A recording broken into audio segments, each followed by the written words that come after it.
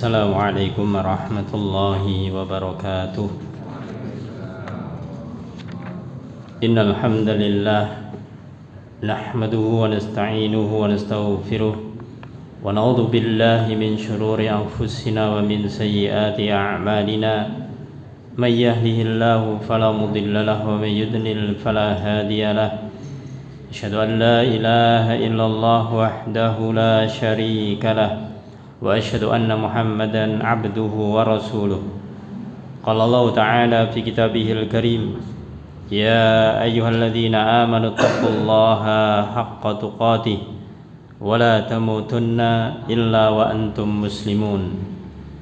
Amma ba'du, fa inna asdaqal hadithi kitabullah wa khairal hadyi hadyu Muhammadin sallallahu alaihi wasallam wa syarrul umuri muhdatsatuha wa kullu muhdatsatin bid'ah wa kullu bid'atin dhalalah wa kullu dhalalatin finnar.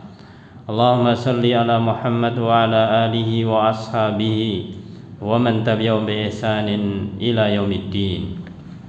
Ayyuhal ikhwah azani wa azakullah jamaah salat maghrib yang semoga selalu dirahmati Allah Subhanahu wa taala. Alhamdulillah, puji syukur kita panjatkan kehadirat Allah Subhanahu wa taala atas segala nikmat-nikmat yang Allah berikan kepada kita, sehingga di malam ini kita masih dimudahkan Allah taala untuk bisa selalu berusaha melaksanakan apa yang Allah perintahkan. Di antaranya yaitu kita menetapkan atau kita mengisi waktu ini di masjid yang tercinta ini dalam rangka untuk talabul ilm. Semoga amalan kita selalu mendapatkan ridho dan balasan dari Allah Subhanahu wa taala. Amin ya rabbal alamin. Ayyuhal ikhwah azani wa azkurullah jamaah salat maghrib yang semoga selalu dirahmati Allah taala. Malam ini kita akan melanjutkan pembahasan tentang tazkiyatun nafas, tentang penyucian jiwa. Masih berkaitan tentang obat dari penyakit hati, yang dimana sudah kita sampaikan beberapa poin.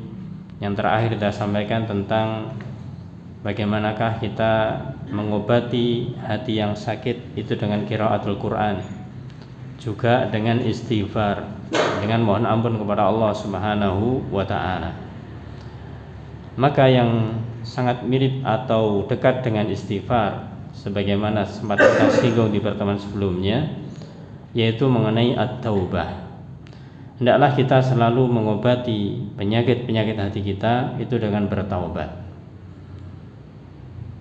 Istighfar dan taubat, sebagaimana kita sampaikan sebelumnya, kalau istighfar itu lebih mengarah kepada amalun lisan, amal yang terkait dengan lisan.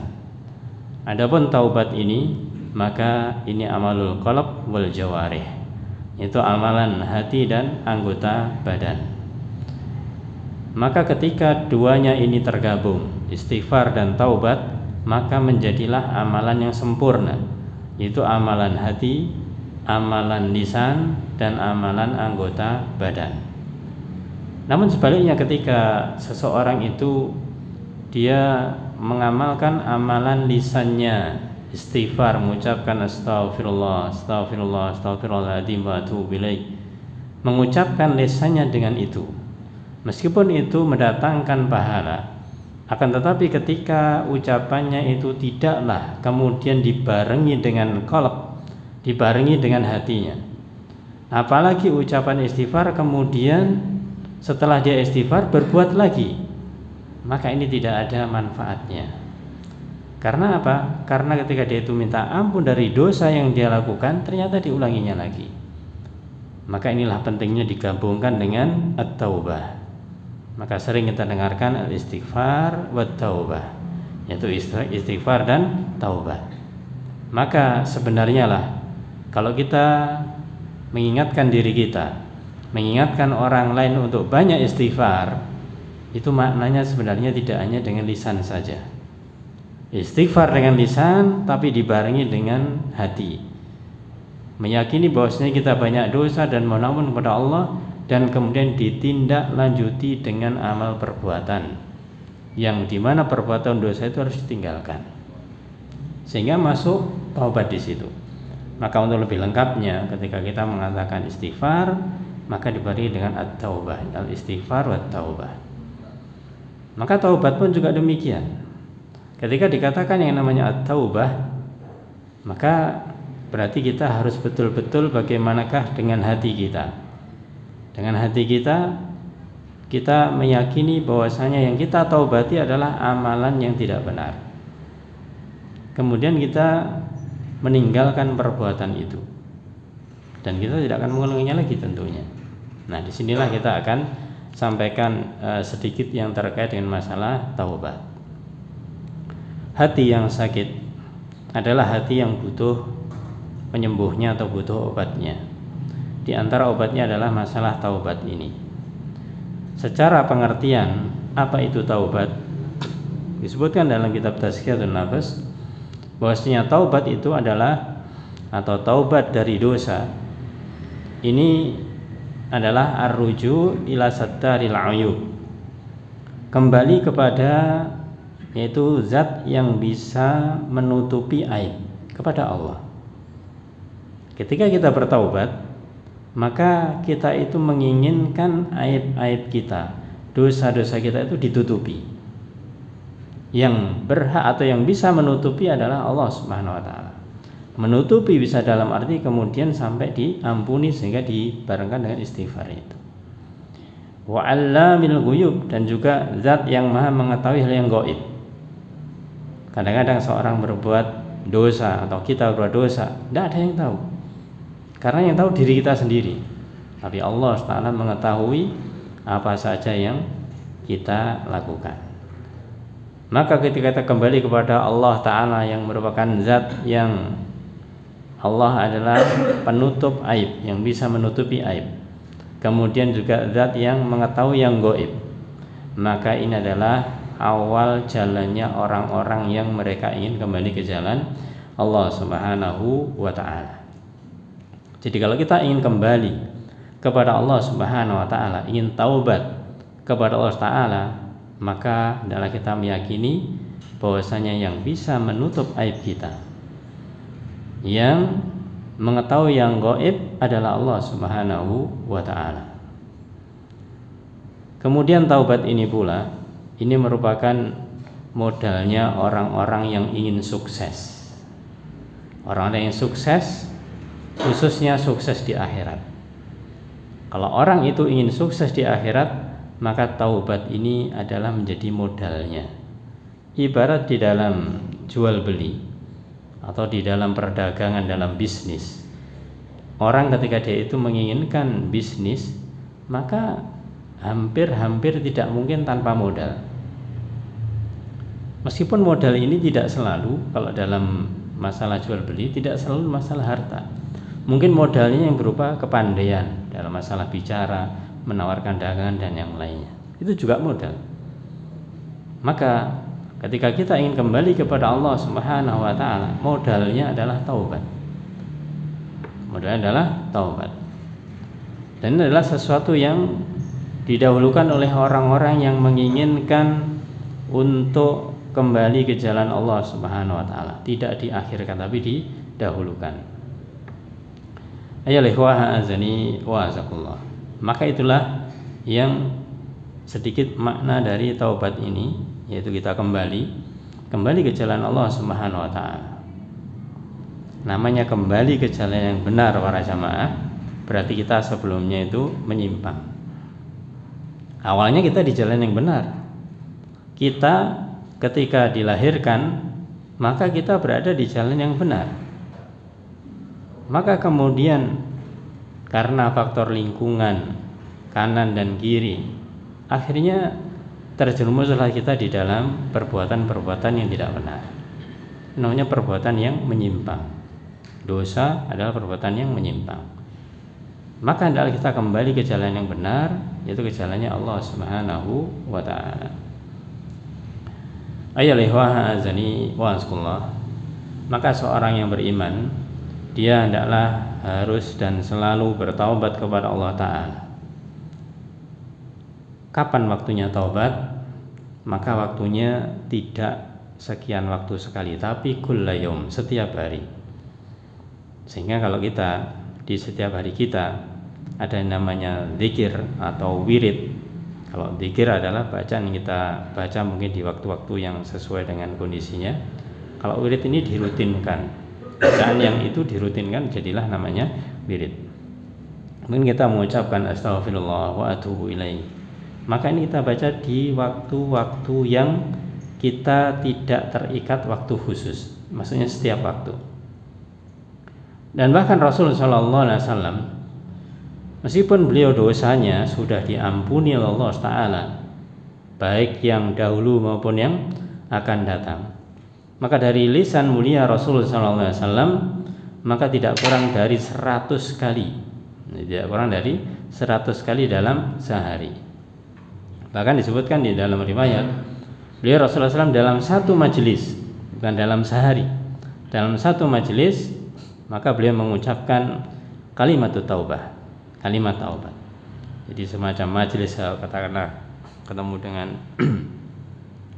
para sahabatnya, kemudian memberikan nasihat dan yang lainnya. Yang beliau baca adalah Rabbi ighfirli wa tub alayya innaka antat tawwabul ghafur.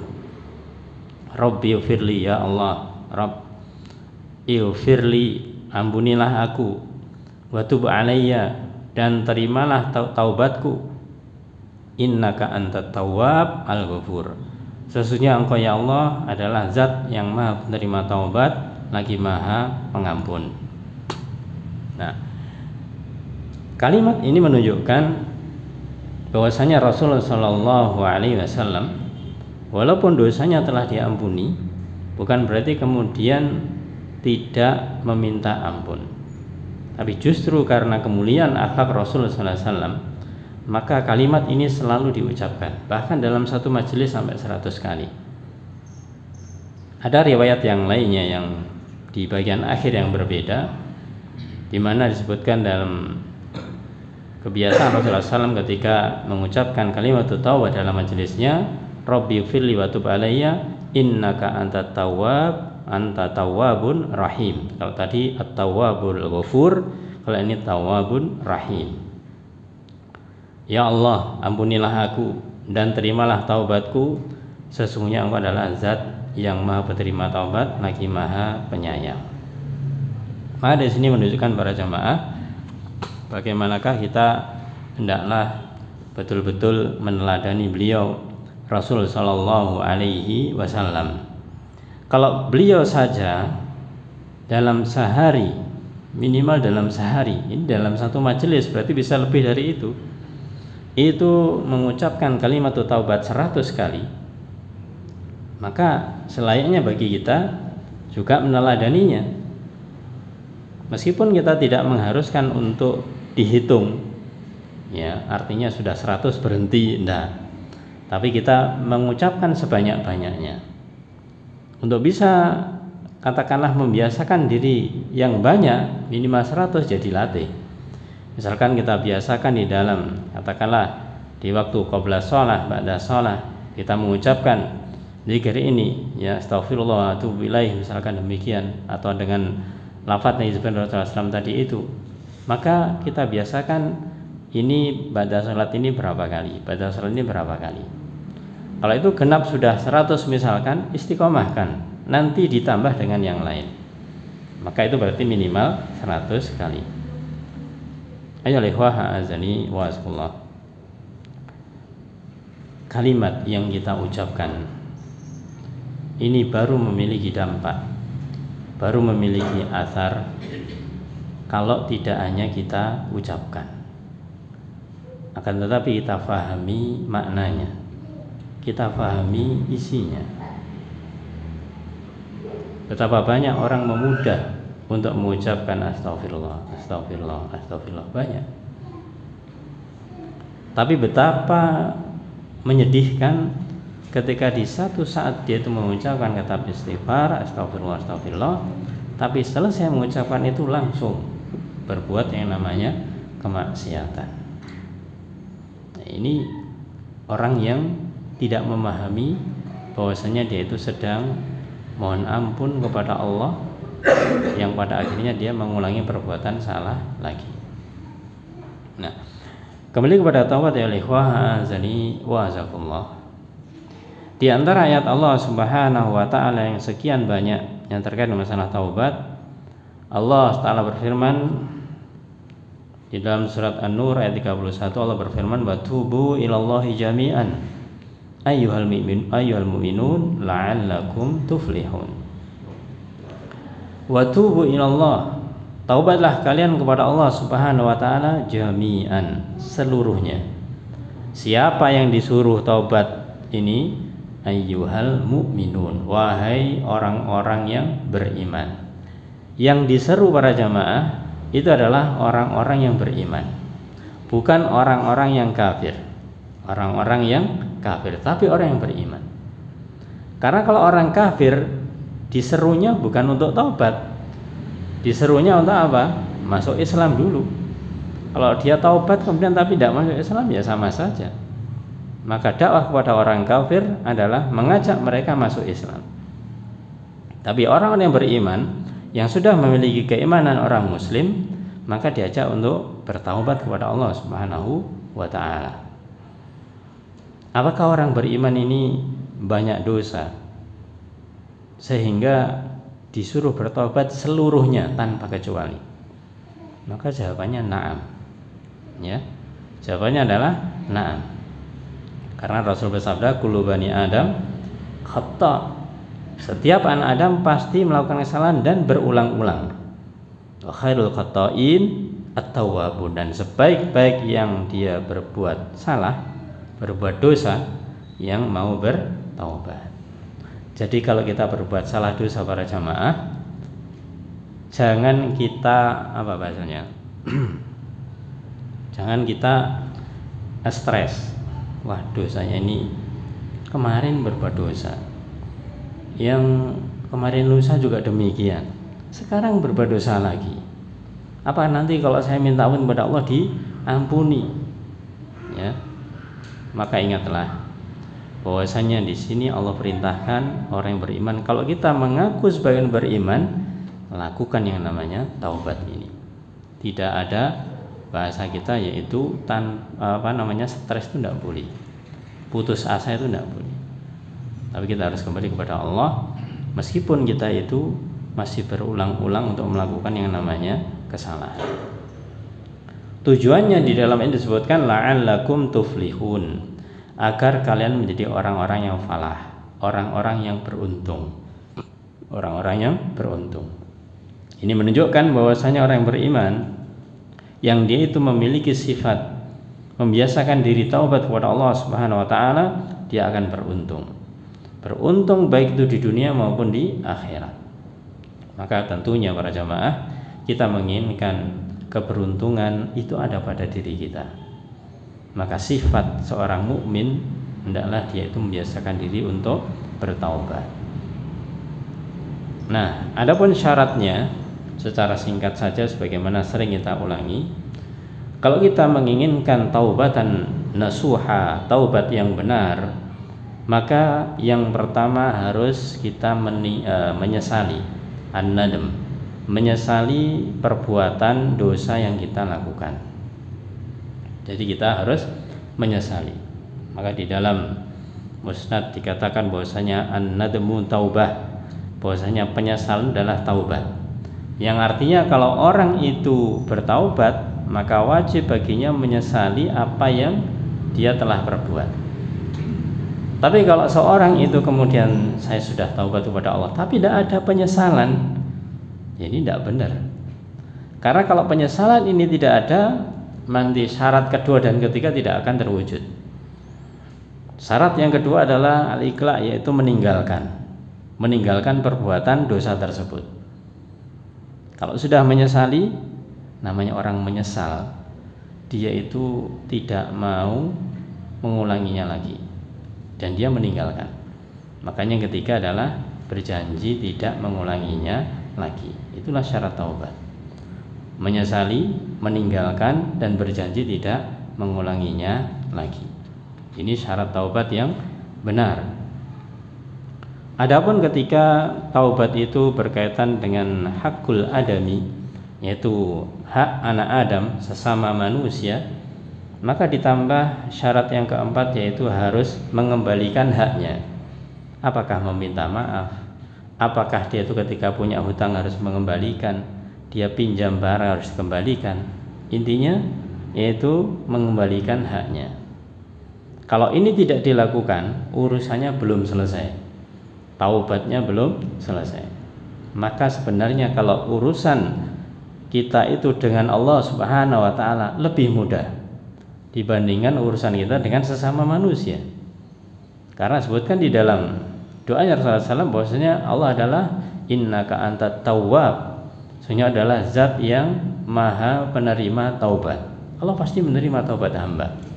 Yang penting persyaratannya ini tercapai, atau persyaratannya itu terwujudkan. Namun ketika sesama manusia, ini yang tidak mudah. Ini yang tidak mudah. Makanya supaya kita itu tidak supaya kita itu bisa taubat yang benar, jangan banyak buat masalah sesama manusia. Ya, jangan membuat banyak masalah dengan sama manusia, karena tidak mudah untuk bisa mengembalikan haknya. Mungkin kita karena kebiasaan berbicara dan yang lainnya kurang kita kontrol, kurang kita kendalikan, maka kita mungkin ngomong kepada orang atau kepada orang tetangga, kepada saudara kita, kamu itu kok begini. Seakan-akan biasa menurut kita, tapi ternyata dia itu dengan ucapan kita itu dia merasa direndahkan, dia merasa disinggung, dan akhirnya dia itu marah. Bagi kita biasa, bagi kita mungkin adalah ungkapan biasa, tapi bagi dia adalah sesuatu yang memberatkan bagi dia. Nah, ketawanya apa? Setelah kita mengucapkan kata itu kepada saudara kita, teman kita, kemudian kita itu sudah beberapa waktu tidak ketemu. Ketika ketemu dia menghindar, misalkan demikian, maka kita harus mawas diri, harus introspeksi diri. Kenapa? Biasanya ketemu biasa saja, ini kok tidak biasa saja. Nah, harus kita cek apa yang salah pada diri kita. Mungkin kalau kita bisa ngecek langsung ke orangnya, alhamdulillah. Tapi kalau biasanya orang sudah punya masalah seperti itu nggak mau terus terang, tidak apa-apa, maka kita bisa lewat orang lain. Kenapa? Kita itu biasanya biasa dengan dia, sekarang ini kok dia menjauh. Nah, mungkin bisa jadi karena ucapan kita yang mungkin kita tidak sadari itu menyakitinya. Nah, kalau kita taubat maka tidak cukup hanya meninggalkan, menyesali, meninggalkan dan tidak mengulangi, tapi harus minta maaf ke dia. Dan itulah yang kita katakan tadi, tidak mudah. Kita minta maaf sekali, kadang-kadang tidak bisa langsung diterima, ya, karena masih marah misalkan demikian. Maka kewajiban kita tetap yaitu minta maaf. Kalau memang belum ada tanda-tanda dia memaafkan, minta maaf. Jangan menyimpulkan sendiri. Bagaimana menyimpulkan sendiri?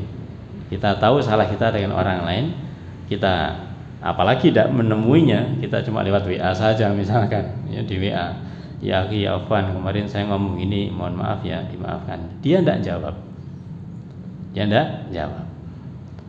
Kemudian ketika kita ditanya gimana masalahmu dengan dia, sudah selesai belum? Sudah selesai, saya kemarin sudah tahu ya, saya sudah minta maaf. Apakah ini sudah mendapatkan ridho ataukah belum? Nah, ini harus dipastikan. Betapa banyak orang itu mereka menyimpulkan dirinya sendiri. Saya sudah minta maaf ke dia, ternyata hanya WA. Atau bahkan mungkin dia itu telepon, ya, telepon kenyataannya ketika telepon yang menerima bukan orangnya, terus pesan kepada yang telepon misalkan istrinya atau suaminya atau orang lain, katakanlah yang kenal dengan dia, maka kita pesan saja, tidak langsung ngomong dengan dia. Atau bahkan kita ketemu dengan dia, kita minta maaf, tapi dianya ternyata masih enggan untuk memaafkan. Nah, di sini kita harus memastikan bahwasanya apakah dia memaafkan atau tidak. Caranya kalau memang kita belum mendapatkan kepastian, sudah minta maaf lagi aja, minta maaf, ya minta maaf. Adapun nanti katakanlah misalkan kita harus berulang-ulang, ya memang kita ingin membersihkan, kita ingin minta maaf seperti itu, tidak ada masalah. Insya Allah namanya hati manusia lama kelamaan akan luluh ketika kita berulang-ulang untuk minta maaf. Nah, itu syarat yang keempat yang dimana tidak mudah untuk kita lakukan. Ayyuhal ikhwah a'azani wa azakumullah. Terkait dengan masalah taubat ini pula, maka ayat yang senada dengan ini yang lebih ditekankan tentang taubatan nasuha, di mana Allah Subhanahu wa taala berfirman dalam surat At-Tahrim ayat 38. Di ayat itu Allah berfirman, ya ayyuhalladzina amanu tubu ilallah taubatan nasuha asa rabbukum ayyukaffiru ankum sayyi'atikum wa yudkhilakum jannatin tajri min tahtihal anhar. Ayat ini mirip dengan ayat sebelumnya.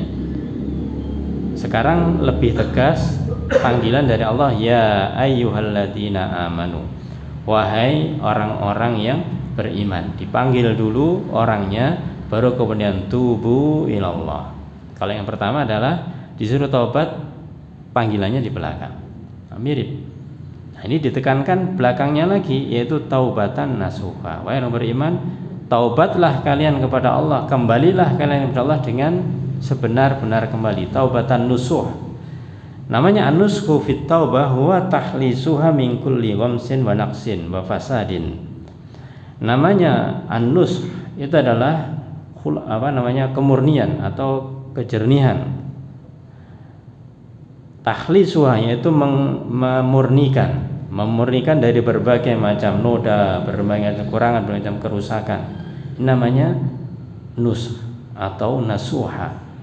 Jadi taubat nasuha adalah taubat yang semurni-murninya, tidak ada noda, tidak ada celah, tidak ada kerusakan di dalamnya. Makanya kalau kita mendengarkan hadis Rasulullah SAW, ad-dinu an-nasihah. Ad-din, agama itu adalah nasihat. Nasihat itu asal katanya sama, yaitu an-nushu. Itu apa? Takhlis, yaitu kemurnian. Makanya kalau kita itu memberikan nasihat, itu harus dengan kemurnian. Kemurnian apa yang kita sampaikan, kemurnian dari diri kita untuk memberi nasihat. Maka taubat juga demikian. Ketika taubat kepada Allah Subhanahu wa taala harus murni. Betul-betul kita itu tidak ada keberatan sedikit pun ketika kita melakukan yang namanya taubat ini. Ada beberapa perkataan dari para imam, para ulama yang menjelaskan tentang hal ini, di antaranya Imam Al-Hasan Al-Basri rahimahullah taala. Beliau mengatakan orang yang taubat nasuha itu bagaimana? Ya ayyakunal abdu nadiman ala ma madha. Orang yang taubat nasuha adalah yaitu seorang hamba yang dia itu menyesali atas apa yang telah lalu. Jadi yang pertama adalah menyesali atas apa yang telah lalu. Mujmi'an ala alla ya'uda fi, dan dia betul-betul memiliki azam, memiliki kekuatan tekad untuk tidak mengulanginya lagi. Kalau dia menyesali tidak mengulangi, otomatis dia meninggalkan. Ini perkataan dari Imam Al-Basri. Juga perkataan yang lainnya, yaitu yang ini memiliki faedah yang besar, dikatakan oleh Imam Ibnu Qayyim Al-Jauziyah terkait dengan taubatan nasuha. Beliau mengatakan an-nushu fit taubah yatadammanu salasata asya, bahwasanya an-nush yaitu nasuha di dalam masalah taubatan nasuha itu berisi tentang tiga hal. Untuk mengetahui taubat itu nasuha atau tidak, maka beliau sebutkan sini ada tiga hal isi daripada taubatan nasuha. Al-awwal, yang pertama, Al-Imam Ibnu Qayyim Al-Jauziyah mengatakan terkait dengan taubatan nasuha, yaitu ta'mimud dunubi, yaitu yang dia taubati adalah ta'mimud dunub, umumnya dosa, seluruh dosa. Jadi kita ada bertaubat, maka apa yang ditaubati itu harus tidak hanya pilih-pilih. Oh, dosa ini saya nggak taubat. yang ini saja saya yang taubat. Karena kalau ini saya taubat nanti saya ngulangi nggak enak. Nah ini adalah bukan nasuha namanya, bukan nasuha, ya taubat tapi tidak benar. Karena dia hanya pilih-pilih dosa saya yang ini saja yang taubat, yang ini tidak. Karena ini kayaknya saya masih berat, saya taubat yang ini dulu saja. Ini berarti bukan taubatan nasuha. Kalau nusuh atau nasuha, seluruh dosa, baik itu yang kecil apalagi yang besar, ya seluruh dosa. Ini yang pertama, isi taubat nasuha harus mencakup seluruh dosa yang dilakukan seorang hamba ini untuk dikembalikan kepada Allah, untuk minta ampun kepada Allah Subhanahu wa ta'ala. Kemudian yang kedua yaitu ijma'ul azmi wasidqi bil kulliyah, yaitu mengumpulkan tekad dan memiliki kejujuran secara keseluruhan. Jadi memiliki niat, tekad yang kuat, benar-benar mau taubat, dan tidak ada sedikit pun rasa keraguan untuk taubat. Kalau orang mengatakan, saya nanti kalau taubat terus ngulangi lagi gimana ya, ini ada apa? Ada keraguan, ada unsur keraguannya, maka itu harus dihilangkan. Masalah nanti mungkin terulang dosa yang lain atau dosa yang sama, jangan kita kemudian memikirkan nanti kalau saya ngulangi bagaimana, berarti dia masih belum nasuh atau belum nusuh, belum sempurna atau belum murni. Jadi dia masih ragu-ragu di situ. Ini bukan nasuha namanya. Maka harus tekadnya kuat. Tidak boleh ragu-ragu. Adapun yang ketiga, yang terakhir, yaitu tahlisu minasyawaib, yaitu membersihkan, memurnikan dari berbagai macam yang mengotori hati. Maka ini tiga hal yang beliau sebutkan ciri kalau orang itu taubatan nasuha, maka itu adalah taubat yang benar. Nah, kalau kita lihat dari tiga perkara ini para jamaah ya ikhwah azanikullah, maka dijelaskan fal awwal yata'allaqu bima yatubu min. Yang pertama tadi yang disebutkan oleh Al-Imam Ibnu Jauziyah, yaitu tentang umumnya dosa, maka ini hubungannya dengan sesuatu yang dia taubati. Sesuatu yang ditaubati itu apa? Dosa. Ini yang pertama terkait dengan sesuatu yang dia taubati, yaitu dosa, dan dosanya segala macam dosa. Kemudian wal awsat, yang tengah atau yang kedua, ya ta'allaku bidzatit taib. Ini berkaitan dengan zatnya orang yang bertaubat. Jadi apakah dia sungguh-sungguh atau dia ragu-ragu? Ya, berkaitan dengan apa? Kesungguhannya. Apakah dia sungguh-sungguh atau tidak? Itu. Wasalis yata'allaqu biman yatubu ilaih. Dan yang ketiga itu terkait dengan masalah orang yang dia melaksanakan taubat. Jadi dibedakan menjadi tiga di sini. Yang pertama adalah apa yang dia taubati, maka jawabannya adalah dari dosa-dosa yang dia miliki, seluruh dosa. Kemudian yang kedua yaitu yang terkait dengan taubat itu sendiri. Bagaimana supaya taubat benar? Maka harus dengan azam, harus dengan tekad yang kuat, harus dengan kepastian, kejujuran, tidak boleh ragu-ragu. Taubat itu kalau mau nasuha seperti itu. Adapun yang ketiga, membersihkan dari kotoran, ini terkait dengan pelakunya. Dia harus meninggalkan perbuatan-perbuatan yang tadinya perbuatan yang tidak benar, perbuatan-perbuatan yang kotor, perbuatan-perbuatan yang dosa. Maka dia harus meninggalkan itu semuanya. Nah, inilah perkataan dari Imam Ibnu Jauziyah rahimahullah ta'ala yang terkait dengan masalah taubat ini. Pembahasan taubat tentunya tidak sesingkat ini. Maka ada sedikit tambahan di sini terkait dengan masalah taubat. Bahwasanya tadi ayatnya belum kita sempurnakan terkait dengan taubat nasuha, karena ini menjadi janji Allah Ta'ala. Wahai orang beriman, ya ayyuhalladzina amanu tubu ilallahi taubatan nasuha. Taubatlah kalian dengan taubat yang nasuha, yang betul-betul murni. Asa rabbukum agar, atau bisa jadi Rabb kalian, supaya Rabb kalian ayyukaffiru ankum sayyi'atikum, menghapuskan dari kalian kejelekan-kejelekan kalian. Ini faidah manfaat dari taubat. Apa faidah atau manfaatnya? Maka dalam ini dikatakan Allah akan menghapuskan keburukan kita, kejelekan kita, menghapuskan dosa-dosa kita. Wa yudkhilakum jannat, dan juga memasukkan kalian ke dalam surga tajri min tahtihal anhar, yang di bawahnya mengalir sungai-sungai. Maka Allah akan memberikan kepada orang yang bertaubat, yang pertama dihapuskan dosanya, kemudian dimasukkan surganya. Ini menunjukkan bahwasanya di surga itu sudah tidak ada lagi orang yang berdosa. Tidak lagi orang yang berdosa, karena sudah dibersihkan Allah Subhanahu wa ta'ala. Kalau ada orang yang dia itu berdosa, maka ketika dia itu sampai menjelang, yaitu bahasanya itu rangkaian di hari kiamat nanti, Allah belum mengampuninya, ya sudah, dia harus menebus dosa-dosanya di neraka terlebih dahulu. Kalau sudah nanti selesai ditebus di neraka, baru kemudian nanti diangkat, kemudian dibersihkan Allah Ta'ala, kemudian baru masuk ke surganya Allah Subhanahu wa ta'ala. Dan ini kita jangan bingung ketika ada, katakanlah di surga nanti itu boleh begini, boleh begitu, boleh begini atau tidak, dan yang lainnya. Ini berarti kita masih memikirkan kondisi kita di dunia.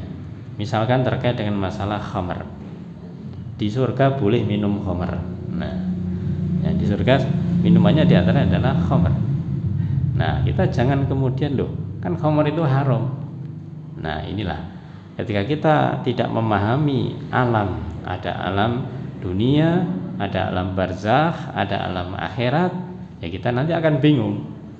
Maka tempatkanlah, namanya alam-alam ini memiliki situasi berbeda dan hukum yang berbeda. Maka jangan pakai akal kita, jangan pakai akal kita. Jangankan di mana, di surga atau di alam akhirat, di alam barzakh saja alamnya sudah beda. Alamnya sudah beda dengan alam dunia ini. Maka ketika dua alam ini berbeda, ya jangan disamakan. Sehingga orang ketika dia itu memikirkan, loh, nanti kalau di kuburan begini-begini gimana ini, dan seterusnya. Nah, bisa jadi dia itu perlu diingatkan bahwasanya pembagian alam dunia, alam barzakh, alam akhirat itu adalah alam tersendiri yang hukumnya tentunya berbeda-beda, situasi dan kondisinya berbeda-beda. Maka di sini juga demikian, ketika di surga nanti ada namanya minum khamar, ya jangan dibayangkan khamar seperti yang ada di dunia begitu. Ya. Kemudian di akhir ayat ini dikatakan bahwasanya setelah dihapuskan dosanya maka masuk surganya Allah Subhanahu wa ta'ala. Ayyuhal azani wa azakumullah. Bagaimanakah sebenarnya kedudukan taubat ini? Maka disebutkan dalam kitab Tazkiratul Nafs ini, wa taubah laha mabda'un wa muntahi. Bahwasanya taubat ini adalah awal dan akhir. Jadi taubat ini adalah awal dan akhir. Jadi jangan hanya akhir saja, tapi awal juga hendaklah dijadikan ini sesuatu yang kita pahami. Kalau kita baru mengerti sekarang bahasanya, baru sadar misalkan, yaitu awal kita. Itu awal kita, dan terus sampai akhir. Terus sampai akhir. Apa awal akhirnya dari taubat ini? Famabda'uha ar-ruju' ilallah. Maka awalnya adalah kembali kepada Allah Subhanahu wa ta'ala, bisuluki siratil mustaqim, dengan meniti jalan, yaitu jalan yang lurus, alladzi amarahum bisuluki, yang Allah perintahkan untuk menitinya. Sebagaimana Allah berfirman, wa anna hada sirati mustaqima, dan sesungguhnya ini adalah jalanku yang lurus. Fattabi'uh, maka ikutilah jalan yang lurus ini. Ini dikatakan awal taubat. Allah menunjukkan jalannya, ihdinas siratal mustaqim, yang kita berdoa setiap hari seperti itu berarti kita minta ditunjukkan oleh Allah jalan yang lurus, yang artinya kita supaya ngerti jalan lurus, maka kita berusaha untuk meniti jalan lurus itu terus, jangan sampai menyimpang, jangan sampai belok dan yang lainnya. Maka dikatakan wa anna hadza sirati mustaqima. Inilah jalanku yang lurus. Yaitu jalan menuju Allah Ta'ala. Yang adalah taubat ini. Fattabi'uh, maka ikutilah. Wala tattabi'us subul. Jangan kalian ikuti adalah jalan-jalan yang lain. Fatafarraqu bikum an dini an sabili. Maka kalau kalian mengikuti jalan yang lain akan berpecah belah jalannya. Maka kita katakan bahwasanya jalan menuju Allah Subhanahu wa taala, as-sirat al-mustaqim, hanya satu. Ya, tidak ada jalan berliku, jalan kanan, jalan kiri, tidak ada. Jalannya adalah jalan yang satu, as-sirat al-mustaqim, jalan yang lurus. Tidaklah seperti ungkapan manusia secara akal, ya, banyak jalan menuju Roma.